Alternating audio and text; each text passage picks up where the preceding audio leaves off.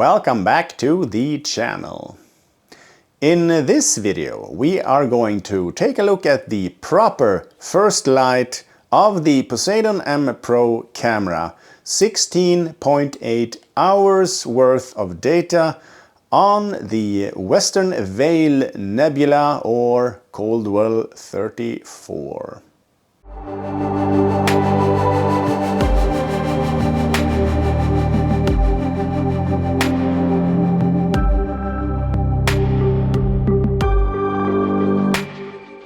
My name is Morten and you are watching Frost Astrophotography. During the summer I upgraded the observatory and telescope with the Poseidon-M Pro camera, the Phoenix filter wheel for 7-position 2-inch filters, and the S-series of filters for SHO and LRGB, all from Player One Astronomy. The weather hasn't been great and I really wanted to make a nice, proper first light image, so I waited until I had 202 5-minute light frames for this object, 16.8 hours, and I'm now going to process this data in PixInsight and show you the results. It is finally time for some processing of the first actual image with the new Player One Astronomy Poseidon-M Pro camera. I'm really excited for this. I've been waiting a long time. The weather has been a bit bad here, and I really wanted a representative image as my first light image.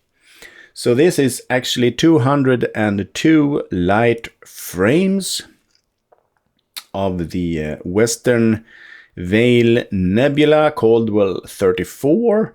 It is 69 HA, 7103 and 62 S2.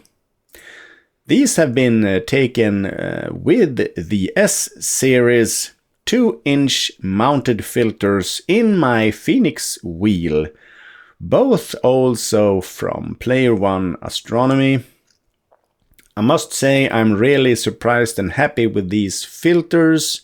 They are 7 nanometers, but the performance is good. You can see here for the 03, for example, we have 71 light frames stacked here, about 5-6 hours worth of data, and there's no big halos around these like I saw on my ZWO first generation 7 nanometer filters. Sure, the star is fairly large here, but also remember that I have an old doublet, the Skywatcher EvoStar 80 ED Pro telescope, so it's not an expensive high-tech telescope we're talking about here. I'm very happy with the results here. The data is fairly consistent throughout the 3 filters here. We see S2 here, a lot of data, O3 also a lot of data, and HA a lot of data. And the first time I ran through the processing here, I ended up with overblown areas upon stretching with the conventional scripts. So that's something to keep in mind here, that this camera really captures a lot of information, even with my f6.3 telescope here. So I had to be very careful stretching this with the generalized hyperbolic stretch, not to overblow some areas here in the nebulosity.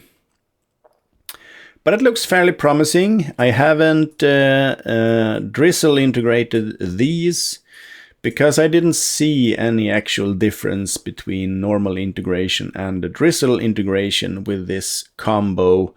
I have the resolution already with the nice Poseidon-M Pro APS-C size sensor here. I have 6252 by 4176. I really don't need any more resolution.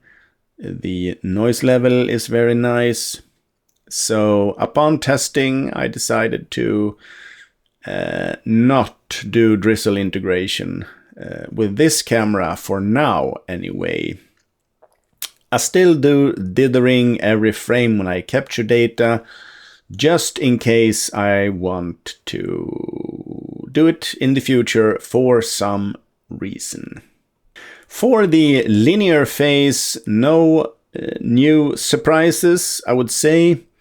The first step, the dynamic crop, as always, a small dynamic background extraction.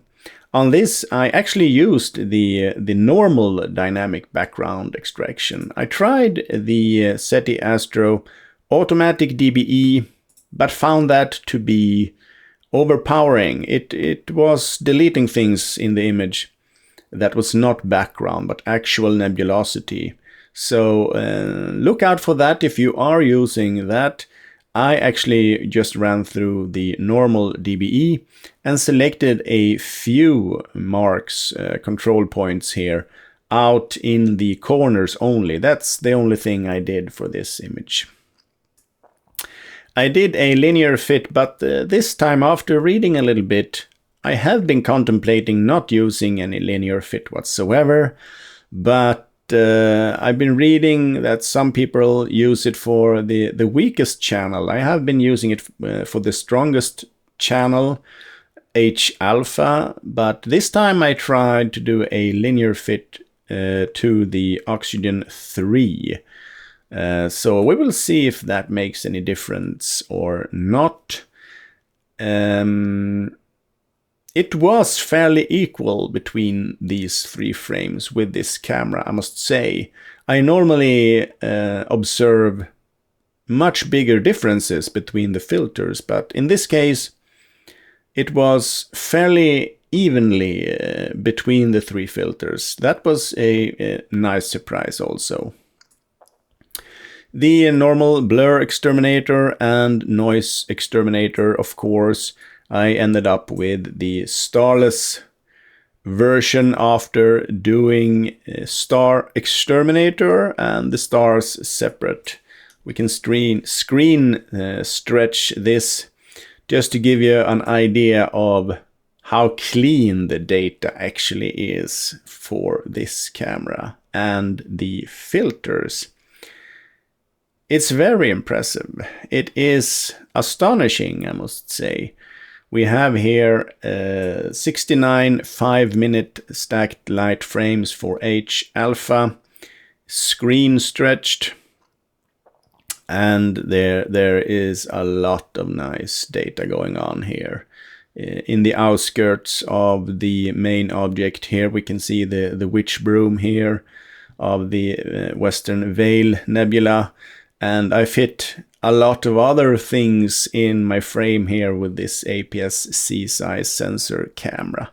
But as I said here, if you zoom in here, it is screen stretched now. If you zoom in, you can see that these areas are overblown, I would say now, in the screen stretch.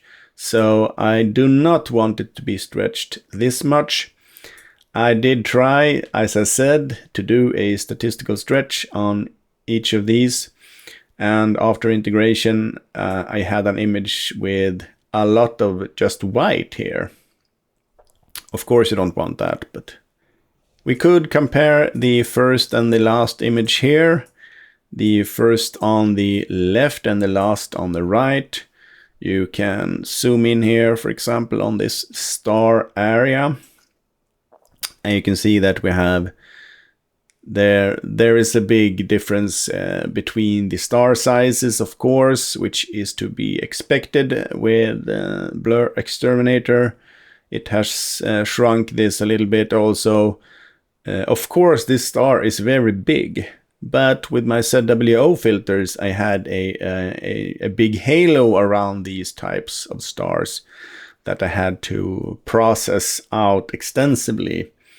which wasn't very nice indeed. So I'm happy with the fact that I have a big star, but no ring halos further out disrupting the object here. So that's nice. Next step, of course, is the stretching. I will quickly go through some pointers for stretching this, as it is a very sensitive object. For the stars, I did what I usually do with my generalized hyperbolic stretch.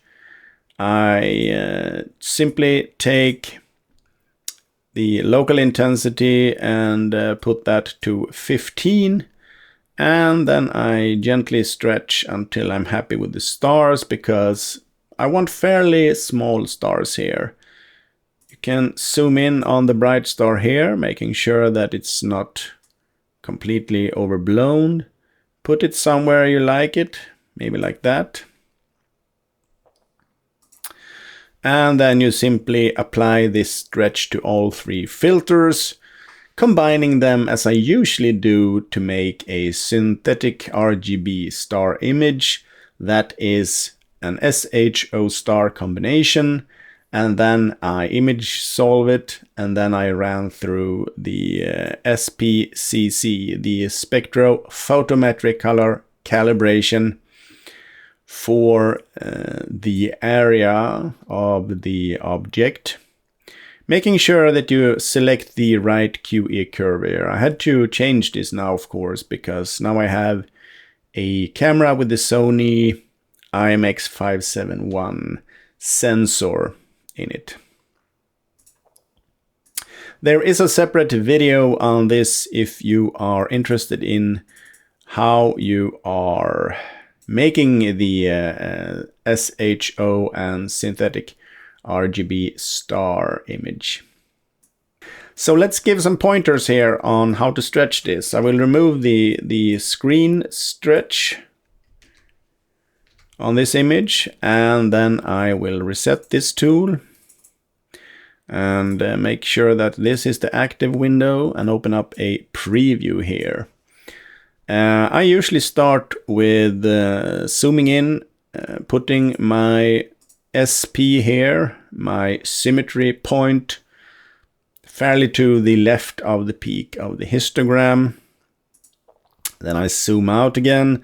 I don't set a local intensity setting to start with. I do a fairly gentle stretch curve here. Then I apply that a few times until I have a basic stretch of the image. You can see that it is coming to life in the main view here. Making sure that I don't overblow any areas, so maybe I will simply call it a day here. So this is the initial stretch, and now I reset the tool here. I can zoom in on the trouble area. I can put my pointer here. You can see that I shouldn't have gone this last step, because now we're starting to be over 9.4 there. So I'm going to close this. I'm going to go back one step here. Then I'm going to reset that and open up a new preview window. I will zoom in here again, making sure that this problem area is not above 9 here. I don't want this to be overblown whatsoever. So now I select a faint area that I want to bring forward, like this little thing here, or some other faint area here. You can see that the yellow line here is appearing in the histogram. You send that to symmetry point. You set a local intensity that is fairly good, 0.3, 0.25, 0.35, somewhere around that. But the main thing is that you want to protect the highlights here now. So fairly aggressively turn down the protect highlight lever all the way down to here. I would say I'm not a stretching expert, but then you can simply move forward with the stretch here, doing a nice curve like that, somewhere like that.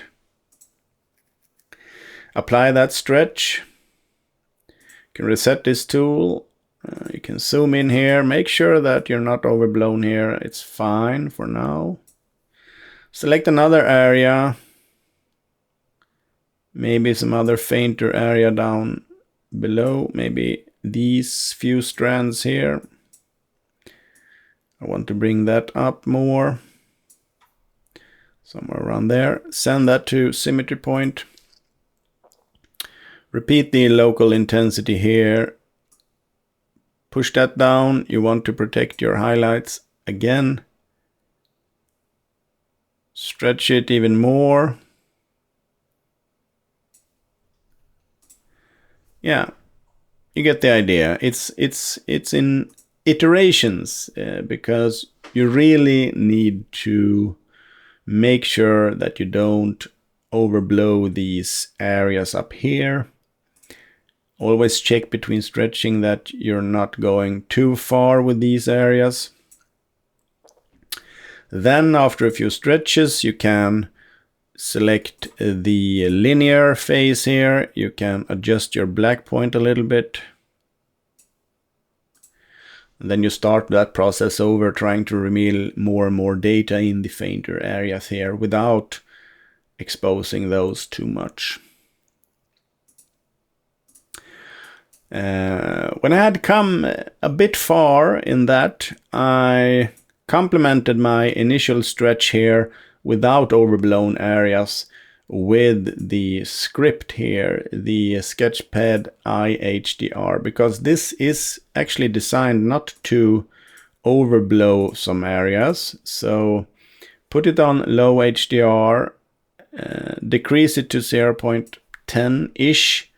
I increased the mask strength that I normally put to 1213 up to 170. Then I ran through the 5 iterations of that.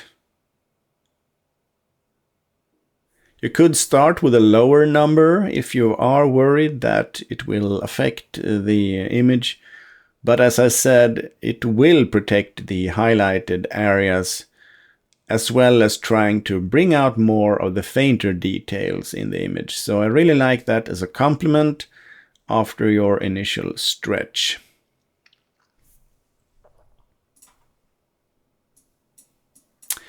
And now that is done, you can see that it actually has stretched the image here.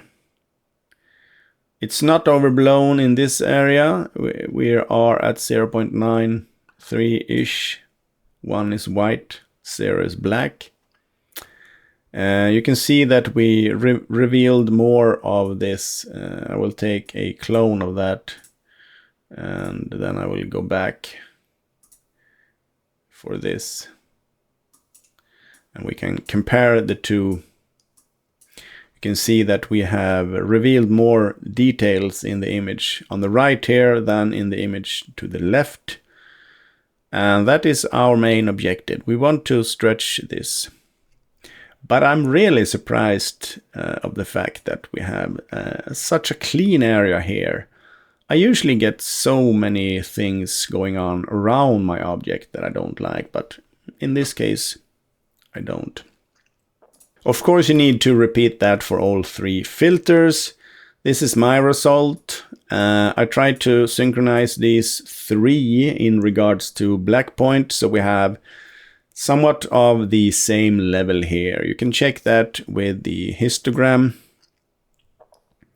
If you select HA here now, and then you can compare to O3, for example, and my S2, you can see that the black point here is fairly the same for all 3.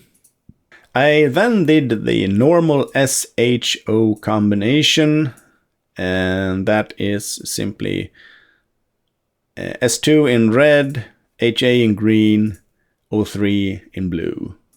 You're familiar with that. And then I ended up with a picture looking like this. And now you're saying, oh my god, this is not what we want, because there's a lot of green here, greenish things, but that's fine. In the old days, well, let's go back to even my last image. I was using SCNR in this step. I've been reading up a little bit on that now, watching some videos. And I feel that SCNR, even though this is the non-linear phase, I'm not using it earlier. But using SCNR as a first step of color calibration might not be a good idea. That could be destructive to your data. I would suggest leaving that and using other means of doing initial color calibration.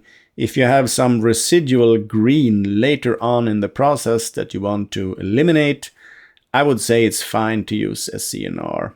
But as a first step, I'm actually removing it from my workflow. It's still in my processing guide. I will do an extensive video, I think, on replacement steps for SCNR. And maybe I will redo my entire processing guide later. It is fairly long, 3 hours, so I'm not doing it right now. But we can compare here. If you take this image and you run SCNR on it, like I normally do, invert it, remove the green there also to get rid of that magenta that we don't like. Then you end up with something like this. This would have been a good place to start, I would say. But here you have actually cut out data that you want to keep. You just need to color calibrate it, I would say. So you have lost data in this image that you still have in the image to the left. But what are we using instead of that? Well, you have to color calibrate it, and the way to do that is you could start to create masks here. You could go to Script and Utilities and choose Color Mask. You could make a green mask here. Well, make a mask for all areas, I would say. Now you have a green mask. You could apply that to the image. We're going to disable the mask there, so we can check our results a little bit better. You can open up Curves, Transformation. We have the green mask on now. You can select green. You can start to decrease the green here. You can see what's happening in the image. You are removing some green here. You can apply that.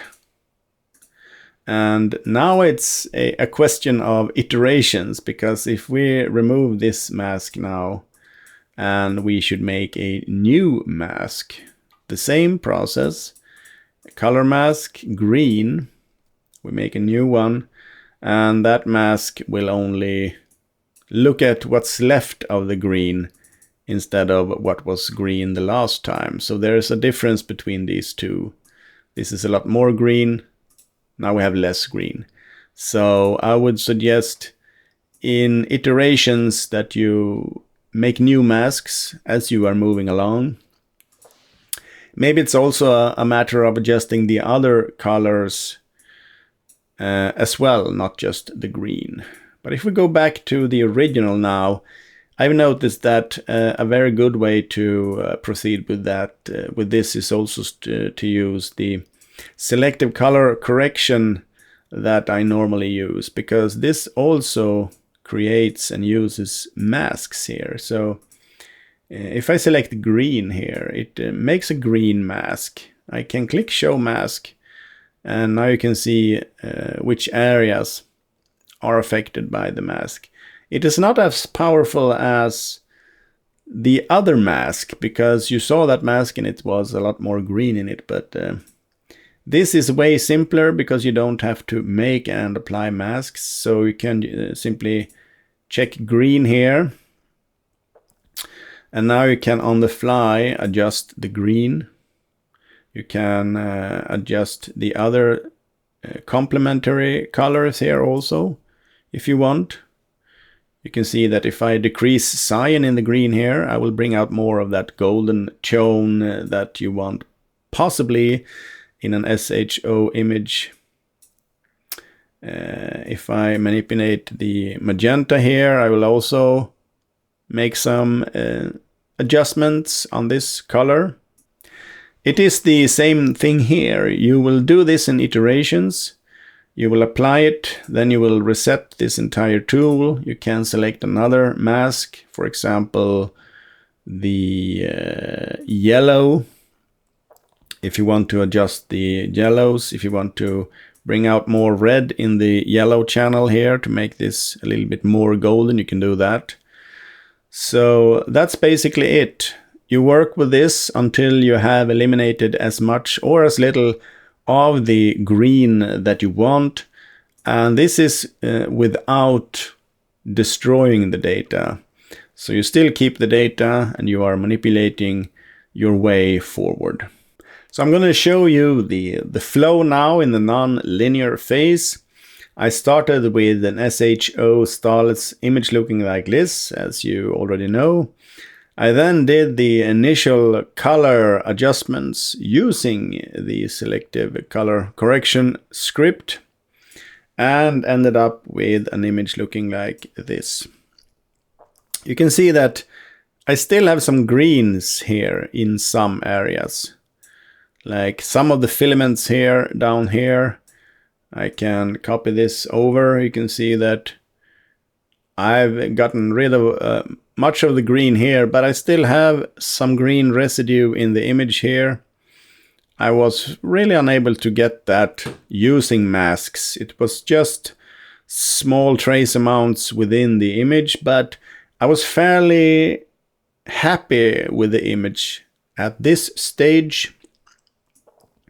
So the initial color calibration was done in that tool, and then I opted to use SCNR because I think SCNR still has a use case in the cases where you have some residual green in the image here that you can't get rid of using masks with conventional means.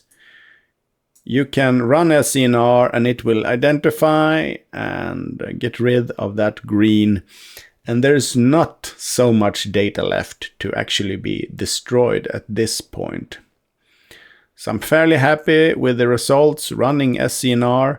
I didn't run it at the usual strength. I used 0.7 in both the normal and inverted mode to really get the last of that green tint in some areas. We have also up here some green residues that I got rid of with that procedure. And I'm happy with that. So run SCNR, but don't run it as a first color correction step.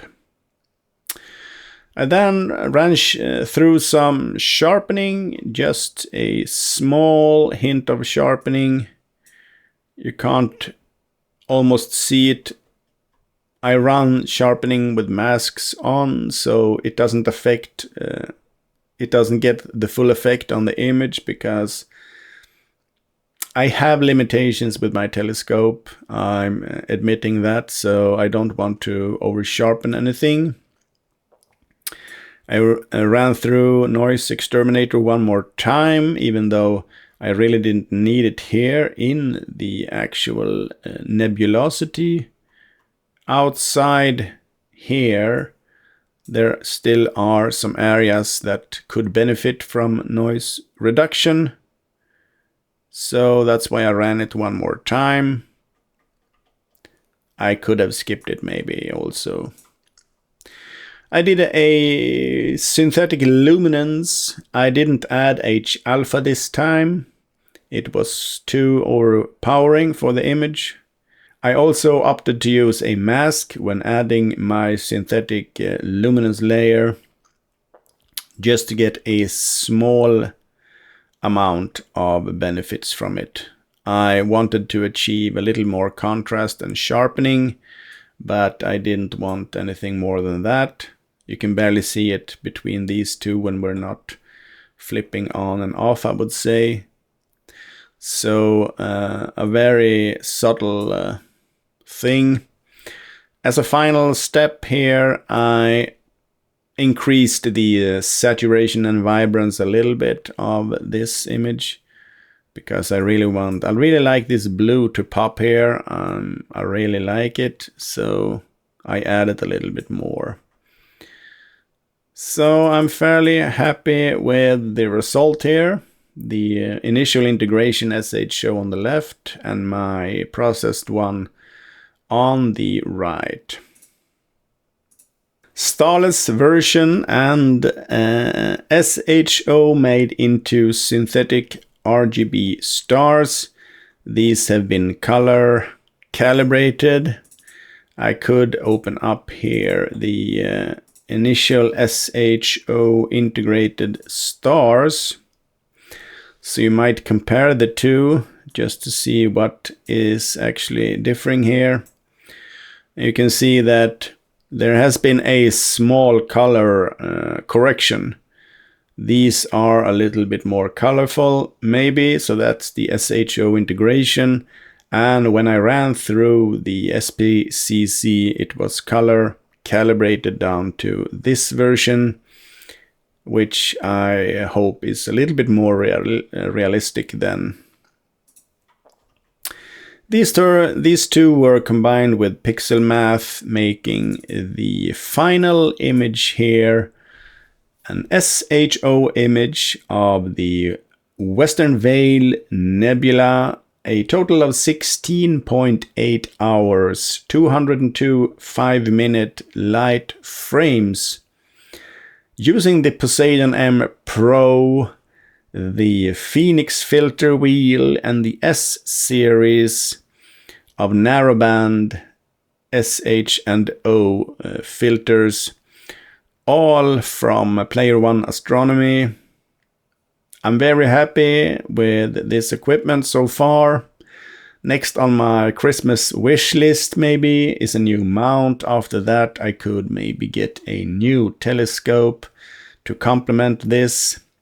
But for now, using this telescope, I must say I'm very pleased with the results. I'm continuing to gather data on other objects right now. I will share with you some more images, of course, coming out of this camera and combination that I have. I hope you will join my journey and appreciate going through the processing steps in PixInsight here. So I will see you soon in another processing video.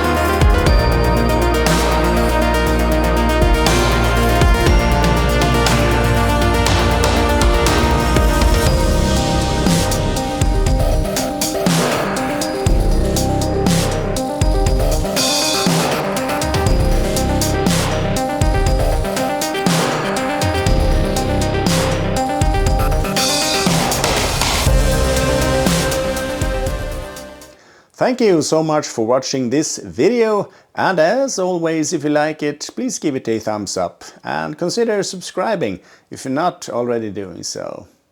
Until the next video, I wish you have clear skies.